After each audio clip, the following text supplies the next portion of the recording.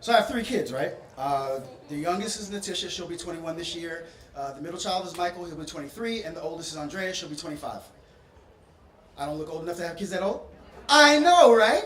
Thank you. Usually when I tell people their ages, I'll follow it up with something like, well, you know, black don't crack.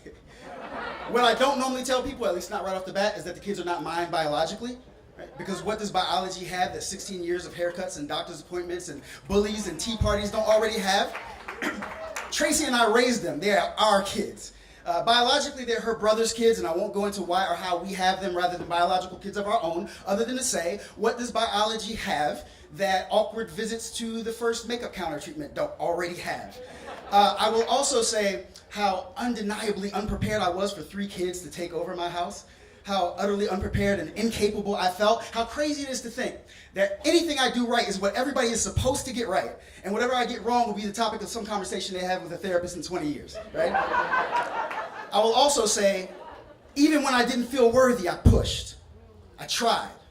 True story. For the first 4 years, I would refer to them in conversation with other people as the boy and the girls. Like, the boy pretended to be Spider-Man last night and sent his bookcase breakdancing all over the floor. Or the girls ate the crumbly parts off all my favorite donuts, put them back in the box, and then convinced the boy to take the blame for it. I don't do that anymore. Who am I to not call them by the names they have grown into? For example, Andrea means courageous and womanly, which explains how she can leave a baseball-sized bruise on the boy who tried to bully her little brother and still tear up during every episode of Say Yes to the Dress. How Michael means who is like God, because he is not like God. But you should see how powerful he becomes when you believe in him. And Natisha means inspired messenger, which really just means she likes to talk a lot. No, like, a lot. But you are better for having heard her. Biology, we be beefing about these three kids. True story, there's never been a time they have ever said to me, you ain't my father. Not that time I yelled at Courageous for leaving her social media page that she wasn't supposed to have, logged in, and I read through all her DMs.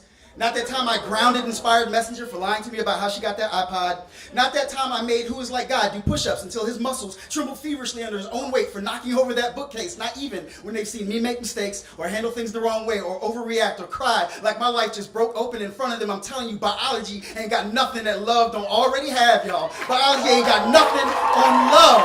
And I wrote this whole poem just to say I love my kids.